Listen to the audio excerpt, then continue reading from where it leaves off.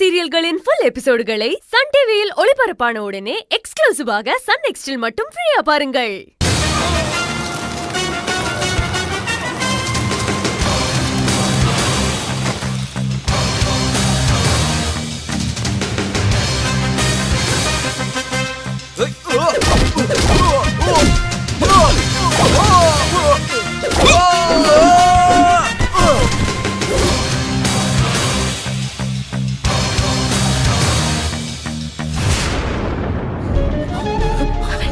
எழில், கயல், உனக்கு ஒண்ணும் ஆகல?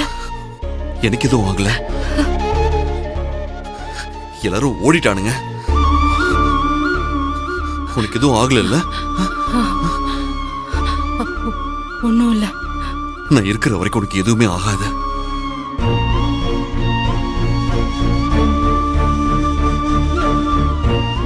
ஆமா, இந்த இடத்த எப்படி கண்டுபிடிச்ச? நான் தான் சொன்னேன்ல, என் கண்ணையே புடுங்கி வெளியே போட்டாலும் என் மனசு உன்னதான் தேடி வரும்னு.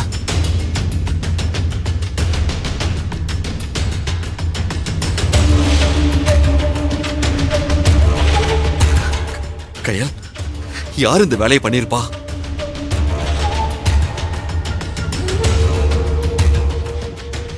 யாரு இப்படி பண்ணிருப்பாங்கன்னு தெரியல. வேற யார? அந்த தீபிகாவோட வேலையா தான் இருக்கும். சரி, வா போலாம். நான் தான் சொல்றேன்ல, அவளுக்கு கல்யாணம் பண்ணிக்கிற ஐடியாவே கிடையாது. எங்க அவெல்லாம் ஒரு வீட்ல மருமகளா வாழவே முடியாது. நானும் பாத்துக்கிட்டே இருக்கேன். லட்சணத்தை பத்தி பேசினா உங்களுக்கு கோவம் வருதா? இங்க பாருமா, கையில பத்தி தப்பா பேசாத. எங்க பொண்ணை பத்தி எங்க எல்லாருக்குமே நல்லா தெரியும். அவளுக்கு எழில பிடிக்காம இல்ல, அதுக்குன்னு வேற ஒரு பையனை பிடிக்காம போகணும்னு சொல்ல முடியாதுல்ல.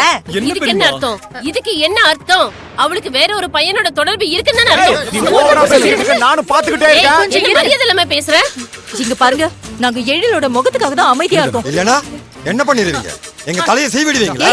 தலையை சீவிடுவீங்களான்னு கேக்குறேன். சும்மா இரு சிவசங்கரே. இப்படி ஒரு நான்சென்ஸான குடும்பத்துல பொண்ணு எடுக்க நினைக்கிற? இந்த கல்யாணமே வேணாம், நிறுத்திடுவோம். அப்படியெல்லாம் சொல்லாதீங்க. வேற எப்படிமா சொல்ல முடியும்? பிள்ளைங்களை பெத்தா மட்டும் போதாது, அவங்கள ஒழுக்கமா வளர்த்திருக்கணும். ஒழுக்கம் தவறுனா இப்படிதான் நடக்கும். கேக்குறதுக்கு ஆளு இல்லன்னு ஓவரா பேசிட்டு இருக்காதீங்க. எல்லாத்துக்கும் ஒரு லிமிட் இருக்கு, பாத்துக்கோங்க. உங்க பொண்ணு காணாம போலன்னா நாங்க இதெல்லாம் பேச போறோம். இத பாரு, கையில் மட்டும் காணாம போல, மாப்பிள்ளை சேர்ந்து காணாம போயிருக்காரு. ரெண்டு பேரும் எங்கேயா வெளில போயிருக்கலாம். அது தெரியாம வார்த்தை விட்டா அப்புறம் நான் என்ன பண்ணுவேன்னு தெரியாது. மூர்த்தி, நீ கொஞ்சம் பொறுமையா இரு. என்ன ஏதுன்னு விசாரிச்சு பார்க்கலாம். இருங்க.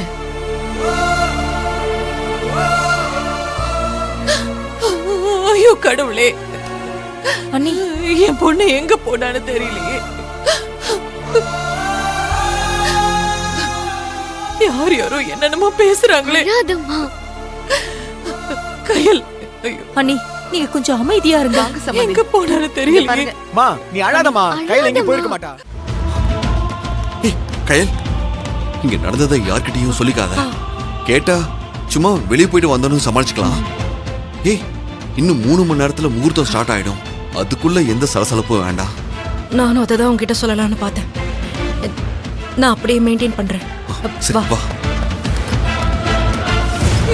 தப்ப உங்க பொண்ணு மேல வச்சுக்கிட்டு எங்க பையனை குறை சொல்றீங்களா? சும்மா எங்க எழில் பத்தி பேசுறதுக்கு உங்க யாருக்கும் தகுதி கிடையாது. இங்க யாரும் மாமாவை குறை சொல்லல, அவரையும் காணும் தான் சொல்றோம். ஆம்பளை பையனுக்கு 1000 வேலை இருக்கும், வெளியே போயிருப்பான். பொம்பளை புள்ள நடுச்சாமத்துல எதுக்கு வெளியே போகணும்? நிச்சயமா சொல்றேன், கயல் தப்பான பொண்ணுதான்.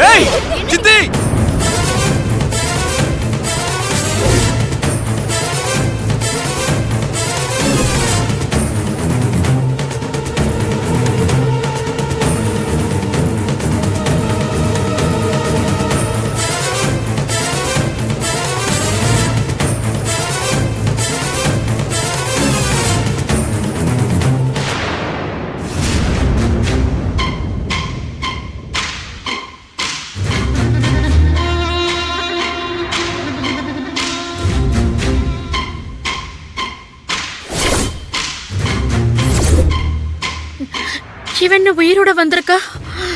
எழில் உள்ள புகுந்து காப்பாத்திட்டான் போல இருக்கே. என்னப்பா கையில் அது? சும்மா ஒரு drive போனோம். சொன்னதும் உனக்கு என்ன செய்தோச்சுன்னு பயந்துட்டோம். உனக்கு ஒண்ணும் ஆகல. எனக்கு என்னமா ஆக போகுது? நான் நல்லா தான் இருக்கேன். அக்கா உங்களுக்கு காணனதும் நாக்குல நரம்பு இல்லாத சில பேர் அம்மாவோட வளர்ப்ப குறை சொல்லி வார்த்தையாலேயே குத்தி கிழிச்சிட்டாங்கக்கா. பாவம் அம்மா. அத்தை, எங்க வீட்டாளுங்க சார்பா நான் உங்ககிட்ட மன்னிப்பு கேட்டுக்கிறேன். ஐயோ மாப்ள எழல் மன்னிப்பெல்லாம் எதுக்கு? நீங்க 2 பேரும் பத்திரமா வந்துட்டீங்கல்ல, அதுவே எங்களுக்கு போதும். கயல், வெளியில போறனா எங்க கிட்ட நீ சொல்லிட்டு போயிருக்கலாம்ல. அது மூர்த்தி கையில எதுவும் சொல்லாதீங்க. நான் தான் வற்புறுத்தி அவளை வெளியே கூட்டு போனேன். எதுக்கு எழில்? ஏன் இந்த நேரத்துல இப்படிலாம் பண்ற? அது மா சாரிம்மா, எங்களுக்கு கல்யாணம் ஆக போதில்ல, அதுக்குள்ள லவ்வர்ஸா ஒரு லாங் டிரைவ் போலாமேன்னு 2 பேரும் போயிட்டு வந்தோம். Extremely sorry. அட போப்பா, அதுக்குள்ள இங்க ஒரு யுத்தமே நடந்து போச்சு. சரி எழில், நீ பண்ணதெல்லாம் கரெக்ட் தான். ஆனா யாராவது ஒருத்தர்கிட்ட சொல்லிட்டு போயிருக்கலாம்ல. இங்க பாரு, கையல் மண்டபத்துல இல்லன்னு உடனே அவ வேற யாரையோ காதலிச்சு ஓடி போயிட்டான்னு வாய்க்கு வந்தபடியெல்லாம் பேசிட்டாங்கடா.